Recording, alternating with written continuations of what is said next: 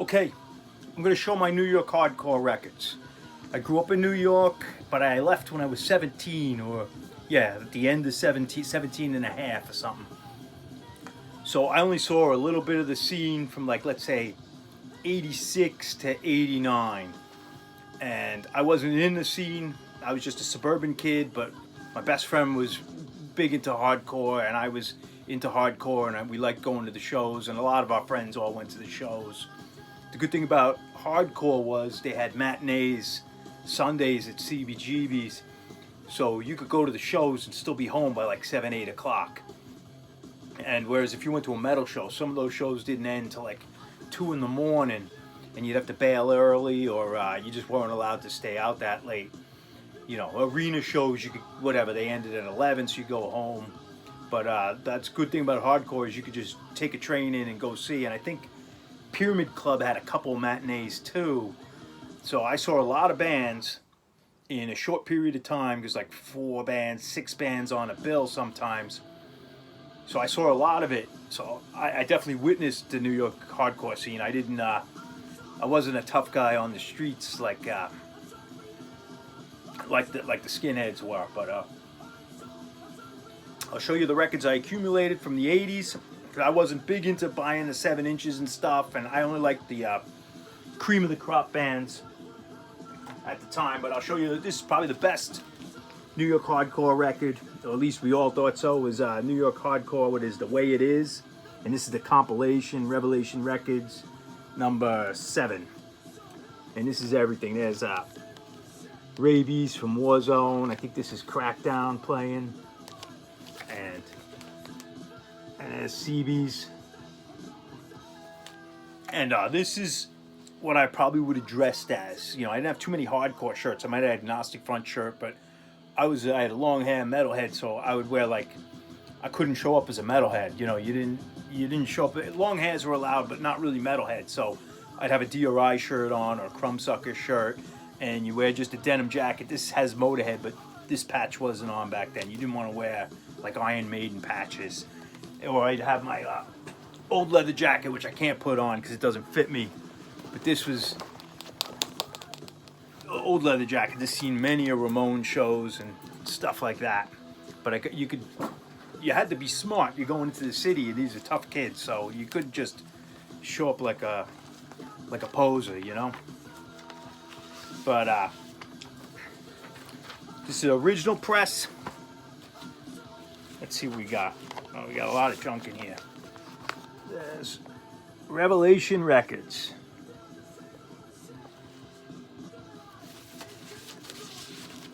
And there's the bands, and I've seen a lot of these bands. You know, it's kind of a blur because a lot of them were the same.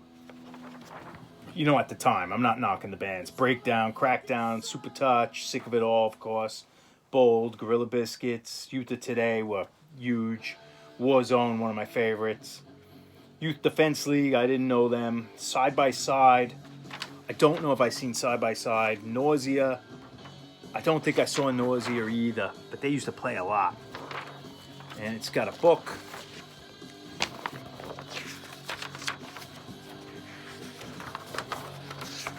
And I don't know if I'm going to be able to go through everything, because every one of these records has got like inserts and stuff. But this record was everything. And if you look, you got the construction gloves, and I got my construction gloves, and there's no way I would have wore these to the show. I would have got beaten down. But these are some 80s construction gloves. These are the exact same ones that the kids wore. And I use these actually for doing work and stuff. But, you know, but these are probably American-made, late 80s construction gloves. Work gloves. Here's our record. This actually was my wife's record. I didn't own this record. Free for All. This is live at CBGB's, Hawker Records. And this is, you got the California band, No for an Answer, Boston band, Wrecking Crew, and you had Token Entry and Rest in Pieces. And Rest in Pieces, I had that first album, and I don't have it anymore. That was a great record. I wish I had that with Keep Your Distance and Balls and All. That was a good record. I wish I had that. And this is on Hawker Records. And this is probably 89. Another one. This is near the end of hardcore. Like it kind of after 88 or so, 89, it kind of died. This is probably 89. Look at the Children now, New York Hardcore Comp. And this is like the third wave of hardcore bands. These are probably the kids my age.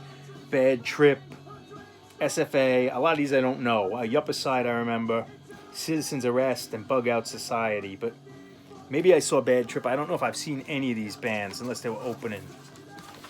And there's the sleeve. Of course, we got a book again.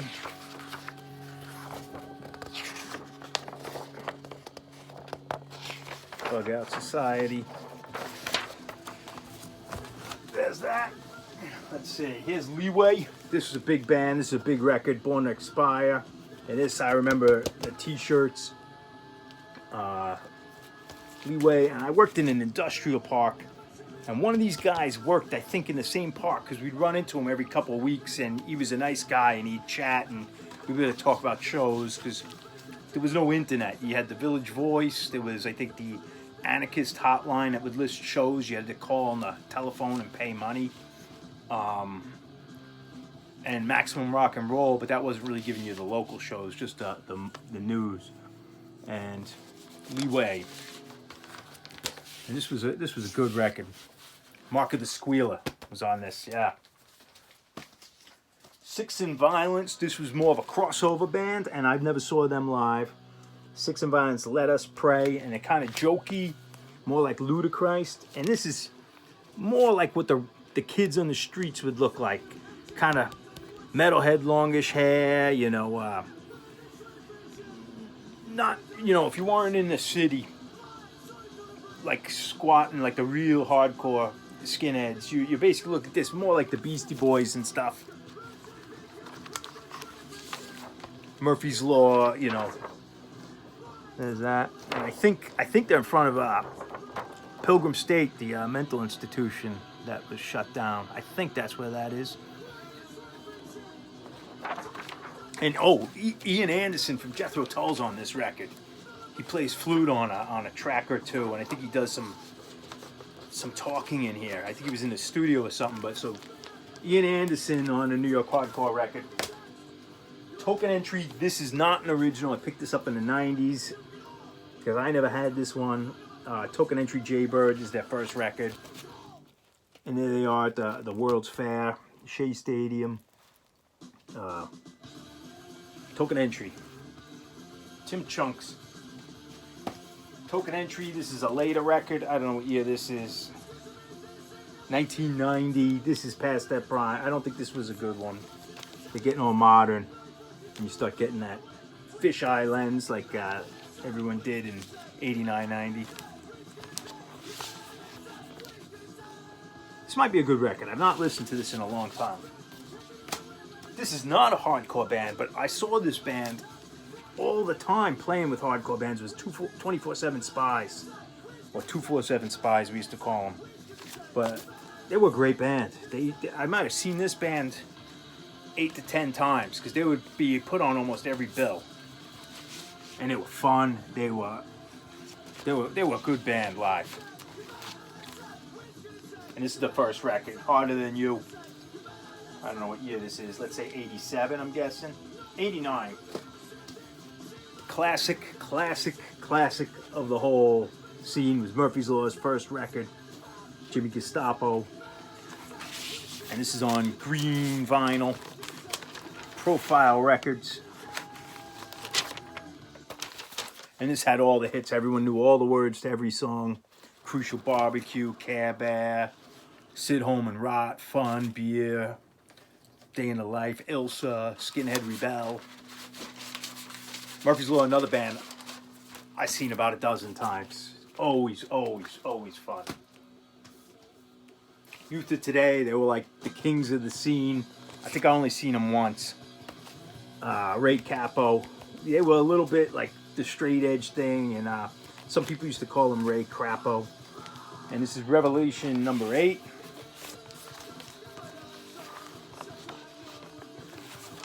And he used to always be around. Like, even if I went to the city, like, in the 90s, I feel like we'd run into him. Not, I would talk to him or anything, but I'd see him on the streets.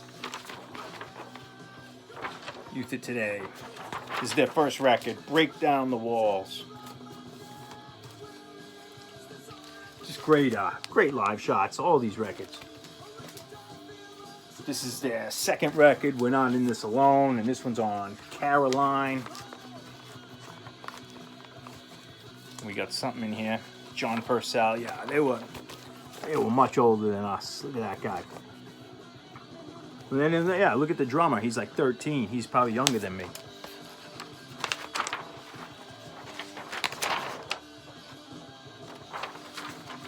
Youth of Today.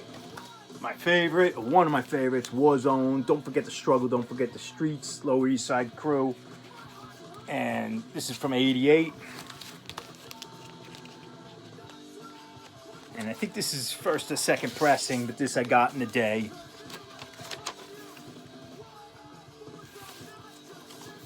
There they are. Todd Youth was in this band. Oh, I saw Todd Youth. I saw play with Motorhead once. Phil Campbell's father had passed away, and it was last minute notice. So Todd Youth came in. I think played one gig with Motorhead up in Worcester, Massachusetts. I saw it. This is a classic.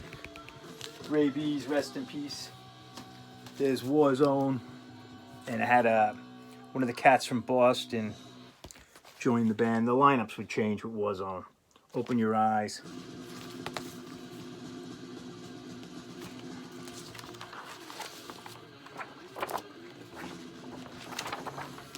More stuff. Not a New York hardcore band, but definitely fit in. Was Ludacris, Crossover, Immaculate Deception. And I'd see them more on Long Island, if I remember. But that's kind of what we look like. That would be our look, like me and my friends, more like this.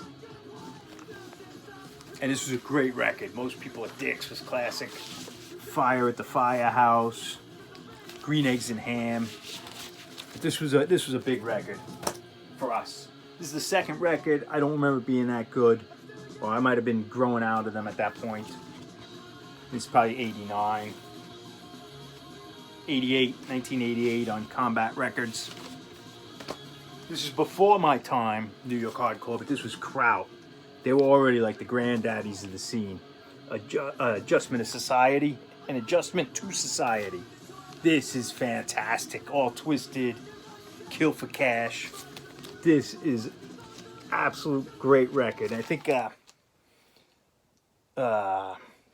Doug Holland went on to play with the Cro-Mags.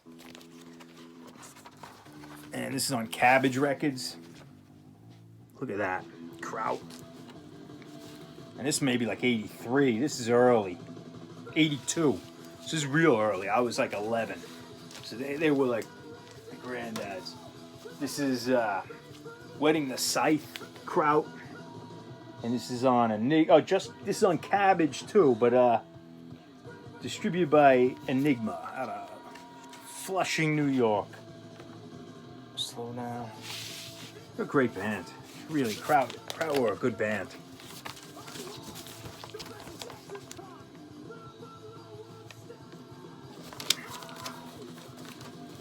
They had a good song on it was a Better Youth Organization comp, Pyramids. Am I thinking that right? Pyramids. I think that was a Kraut song. Killer off a comp. Gorilla Biscuits. This would be like the second wave of New York hardcore. Like they were the younger kids. Start Today.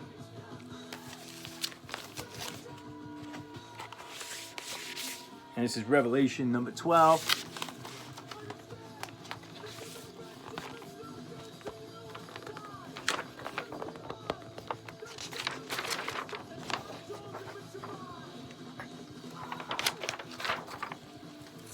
Minutes.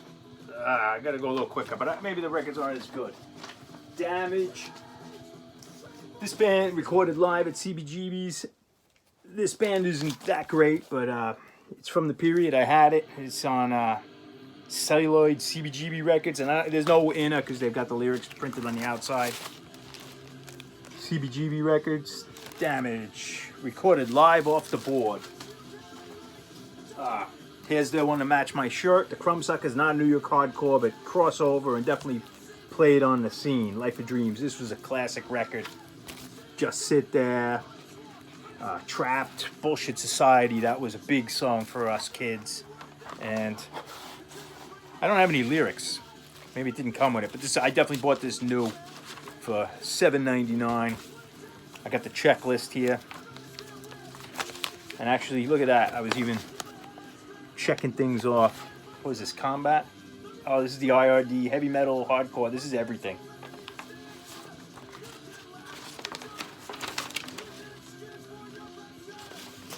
Oh yeah, I've checked everything off. But what did I want? Oh, maybe I checked off the things I had. That's what it is. Oh yeah, look at that. Oh, so these were the records I had at the time. I still probably have them. All my Venoms, Possessed, the 2 Possessed, Sex Pistols, bunch of Sex Pistols, Slayer, SOD, Merciful Fates, Metallicas, Maidens, King Diamond, Crumbsuckers. Well, that's pretty funny. I've not seen this in probably 35 years or 30 years. Absolute classic. Age of Quarrel, Cro-Mags. Great band. And I saw them with Destruction at their old Ritz, and that was when Harley was singing. Harley took over, played bass. He was the singer, and it wasn't as good as when John Joseph was singing. And I've seen them have a reunion with the Bad Brains, with HR. I can't remember. Years later. This is on Profile. And I believe this is an original press. I think later on it was censored, or I can't remember the lowdown, but this is from, oh yeah, this is from Rock Hotel Records too, which was the people who put on the Ritz. The shows at the Ritz was the Rock Hotel, if I remember, and they might have put out the same the Destruction record when they toured together, which we used to call the Friday Night Fights. It was the worst thing when you put a metal band and a hardcore band together. Like you didn't want to go to those shows. That was ridiculous. You know, it's good that you go to a metal show, you'd be all right. You go to just a hardcore show, you're all right. But once it was the Friday Night Fights, we'd call it, when you had a metal band with the hardcore band, forget about it. You had to really be careful. Bold, looking back, and Revelation. This is 1991 remixed. I don't know. This is later. I might have got this after. This is Revelation number 1993. So I think I got this a couple years after. Yeah, you know what? I bought this in 1994. There it is. But this might be 1990, if I remember this record. This is my Agnostic Front record. I bought this new. This is an original. Their original, United Blood, the original version of this was even rare when I was a kid. You couldn't get it. This is the record we had to get. Combat Core, Relativity, 1986. This record, this is the record, man. This blew us away. I remember bringing this to school, something that was an assembly or something, and we threw this on the PA system, or I can't remember. Maybe there was some dance or something. And we put this on, and people were screaming at us, and it caused chaos. We weren't bad kids, but we were pain in the necks. Agnostic Front, what does that say? Classic album, Victim in Pain, remastered versions. But this was the album that was around in my era. This is the one you'd get. The early records were hard to find. This is the second one, a little more heavy metal style. I think I had the t-shirt of this, if I remember. Cause for Alarm, The Eliminator. Killer, it's my business is fire. Money is my interest, and life is in kind. They were, I used to know all the words to these albums. Just lyrics. Vinny Stigma. We used to call the Vinny Stigma Preservation Society, because even when we were kids, we thought he was an old man. He was probably like 35, but being 15 and him 35, that's old, man. That was probably my father's age. This is, what is this, the third one? Liberty and Justice 4. Steve Martin on guitar, that's right. Steve Martin was from Boston. He was from the Straw Dogs, or the FUs, I can't remember. It's funny, I ran into some of these guys, like, years later when I had a rockabilly band. Like, I remember talking to Roger Miret, and like, it was almost like me just talking to a regular person. But when you were a kid and you saw Roger Miret like with tattoos, and he was like probably 5-6 years older than us, he was a scary dude, man. Super Touch, okay, this is the last one. Super Touch, this is like 1990 or something. Yeah, 1990. This is the end. They started changing their sounds, and I think like the new scene was happening. You had Black Train Jack or Civ, and here's some 7 inches. This is Revelation Records #1 original press. This is probably one of my best ones. Lower East Side Crew, and this is the original plastic still. And there's Warzone. And that's a good record, and it's got stuff in it.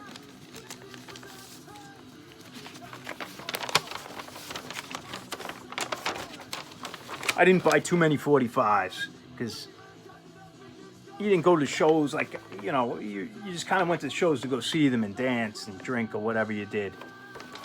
So I wasn't collecting the 45s like some of my friends did, or at least one of my friends. There's CB's.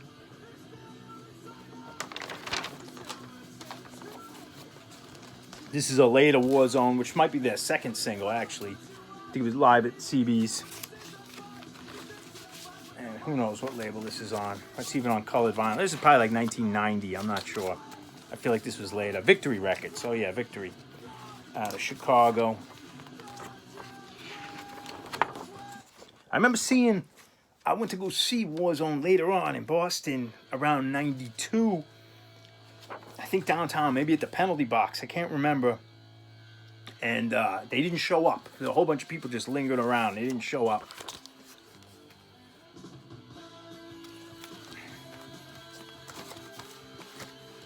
Judge, New York Crew, Revelation #14.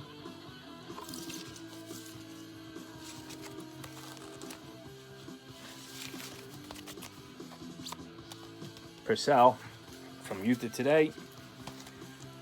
Life's Blood. And this might be from the 90s too. I can't remember. I don't remember buying this in the 80s. Let's see if it's got a website on there or something like that. 88? I don't know. Maybe it's original. I might have picked this up in the 90s though. Life's Blood. Life's Blood. Raw Deal was another band. In Your Face was another one. This is later on. What is this? Purcell and Capo. Ray, I can't remember. This might be Ray Capo and John Purcell from... this is 91. This is the end. This is the end of the New York scene. For me. This is when I was buying these. This was when I started buying 45s more in the 90s. There's a Shelter, No Compromise, got stuff in it. And this was Ray Capo's band, Harry Krishna, Sick of It All. And this is a reissue. Oh, I had the Blood, Sweat, No Tears. I had that on cassette. I don't have that one either anymore. Sick of It All. I don't know. Revelation #3. Yeah, this is a reissue. And there is something in it. Sick of It All, great band. I saw them through the years. They started out as like real skinny guys, and then you see them in the 90s, and they were these big, tough guys, man.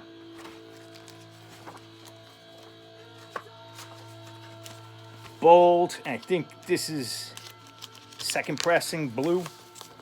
I don't know. People would know this better than me. Bold, Revelation #11. I think My friend Matt's on the cover of one of these. Maybe he's in the crowd. I can't remember. It might have been a Gorilla Biscuits album. Maybe on the Gorilla Biscuits album. Oh, Madball. He's on the Madball record. I remember he came out and you see him in the crowd. Gorilla Biscuits. Oh, that's cool. And this, I think, is a reissue because I remember getting this, 92. 1992. This came out in like 88 or something. Yeah, 88. And I think this is 1992 repress.